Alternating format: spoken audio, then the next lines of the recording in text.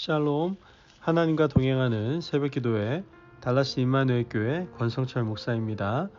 오늘도 하나님과 동행하며 풍성함을 누리시는 저와 여러분 되시길 주님의 이름으로 축복합니다. 오늘 말씀은 룻기 1장 1절에서 5절까지의 말씀입니다. 사사들이 치리하던 때에 그 땅에 흉년이 드니라. 유다 베들레헴의 한 사람이 그의 아내와 두 아들을 데리고 모압 지방에 가서 거류하였는데 그 사람의 이름은 엘리멜렉이요 그의 아내 이름은 나오미요 그의 두 아들의 이름은 말론과 기련이니 유다 베들레헴 에브라 사람들이더라. 그들이 모압 지방에 들어가서 거기 살더니 나오미의 남편 엘리멜렉이 죽고 나오미와 그의 두 아들이 남았으며 그들은 모압 여자 중에서 그들의 아내를 맞이하였는데 하나의 이름은 오르바요 하나의 이름은 룻이더라.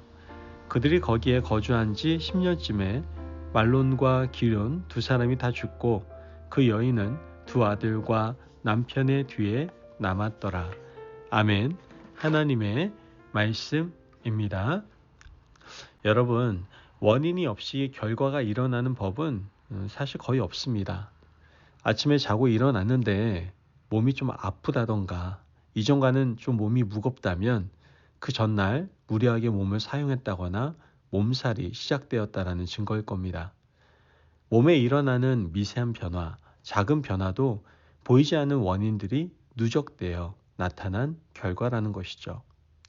가정에서도 어떤 문제가 드러나게 되면 문제의 원인이 되었던 것들이 가족 구성원들 사이에 하나둘씩 내재되어 있다는 것을 우리는 알게 됩니다. 그런데 문제는 우리가 왜 이런 일이 일어났는지를 알면서도 그 문제의 근원을 해결하려고 하지 않는다는 겁니다. 애써 외면하고 피하려고 하죠. 왜 그렇습니까? 직면하면 두렵고요. 또 여러 사람들에게 손가락질을 받을까 봐 겁이 나기 때문에 그렇습니다. 오늘 읽은 본문 말씀을 보면 하나님을 떠난 일로 인해서 일어난 가정의 비극이 그려지는 것을 보게 됩니다. 그러나 그 큰 어려움을 겪고 하나님께 다시 돌아가는 용기의 모습 또한 볼 수가 있게 되죠. 오늘 말씀 룻기의 시대적 배경은 사사시대입니다. 룻기 1장 1절 말씀을 보면 사사들이 치리하던 때에 그 땅에 흉년이 드니라. 유다 베들레헴의 한 사람이 그의 아내와 두 아들을 데리고 모압 지방에 가서 거류하였는데 사사시대를 나타내는 특징은 왕이 없다는 겁니다. 하나님의 말씀을 왕으로 삼고 살아야 하는데 하나님의 말씀을 왕으로 삼지 않고 각기 자기의 소견에 옳은 대로 행했던 사사시대에 흉년이 들었던 겁니다. 나오미와 엘리멜렉 부부가 살던 유다 베들레헴에 흉년이 들었던 것이죠. 흉년이 들자마자 나오미와 엘리멜렉 부부는 하나님께서 주신 그 약속의 땅을 떠났습니다. 그런데 이런 일이 사사시대라면 전혀 이상하지 않았습니다. 왜냐하면 레위인들조차 자신들이 맡은 지역을 떠나서 물질을 찾아다니던 시대였기 때문에 전혀 이상하지 않았던 겁니다. 하지만 하나님께서 주신 약속의 땅을 떠났다는 것은 그 가정에 다가올 먹구름의 미래를 상징적으로 보여주고 있었던 것이죠. 창세기 12장 말씀을 보면 하나님께서 약속하신 약속의 땅을 말씀을 쫓아서 간 아브라함의 가정이 나오게 되죠. 그러나 가나안 땅에 들어가자마자 그 땅에 기근이 들었습니다. 그러자 아브라함은 뒤도 돌아보지 않고 식구들을 데리고 어디로 갑니까? 애굽으로 내려가게 되죠. 애굽에 내려가서 어떻게 됐습니까? 애굽에서 아내를 빼앗길 뻔한 아찔한 상황을 맞이하게 되었죠. 우여곡절 끝에 다시 돌아온 아브라함은 절대로 그 땅을 떠나지 않고 끝까지 지키는 것을 보게 됩니다. 그러나 나오미와 엘리멜렉은 하나님이 약속하신 땅을 떠났습니다. 그 땅을 떠나 모압 땅에 가서 살면서 불행이 시작되게 됩니다. 남편이 죽습니다. 남편이 죽고 나서 두 아들을 장가 보내는데 모압 여인들에게 장가를 보내게 됩니다. 모압 여인 며느리를 맞이하게 된 거죠. 10년 동안 머물면서 두 아들도 차례대로 잃게 됩니다. 남편도 잃고 결혼해서 장가 보낸 장성한 두 아들도 차례대로 잃어버린 겁니다. 그 가정에 눈물이 마를 날이 없는 시간들이 지속됩니다. 아마 나오미는 뼛속 깊이 느꼈을 겁니다. 내가 대대로 내려오던 하나님의 약속의 땅을 떠나서 이런 일을 겪게 되었구나. 멀리서 소식이 들려옵니다. 떠나온 고향 땅 베들레헴에 하나님이 은혜를 풍성히 베푸셔서 양식이 풍족하게 되고 먹고 살만하게 되었다는 그 소식을 듣게 된 겁니다. 룻기 1장 6절 말씀을 보면 그 여인이 모압 지방에서 여호와께서 자기 백성을 돌보시사 그들에게 양식을 주셨다함을 듣고 이에 두 며느리와 함께 일어나 모압 지방에서 돌아오려 하여. 여러분, 이 말씀을 통해서 우리가 느끼는 것은 무엇입니까? 바로 위대한 용기입니다. 사람들은요, 이런 용기를 잘 내지 못해요.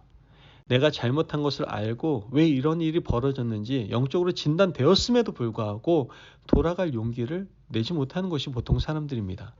하지만 나오미는 남편도 잃고 두 아들도 잃었지만 다시 일어나서 하나님이 약속하신 그 땅으로 돌아갈 용기를 가졌습니다. 이것이 정말 위대한 용기인 것이죠. 떠나면서 한 며느리는 나오미를 떠나고 룻만 동행을 하게 됩니다. 베들레헴에 돌아가자 어떤 일이 벌어집니까?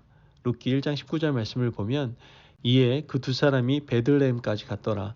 베들레헴에 이를 때에 온 성읍이 그들로 말미암아 떠들며 이르기를 이가 나오미냐 하는지라. 여러분, 사람들이 많이 살지 않던 그 시절 나오미가 어떤 사람인지 어떤 이유로 그 땅을 떠나는지 동네 사람들은 다 알고 있었습니다. 청혼의 푸른 꿈을 안고 떠났지만 남편도 죽고 두 아들도 죽고 이방 여인 며느리 하나 데리고 돌아온 나오미에게 사람들은 겉으로는 잘 왔어 하지만 뒤에서 말하는 소리가 너무나 많았던 겁니다. 나오미가 그걸 몰랐을까요? 돌아가면 이렇게 될 것을 뻔히 알고 있으면서도 그냥 돌아왔습니다. 아니 그럼 룻은 무슨 죄입니까?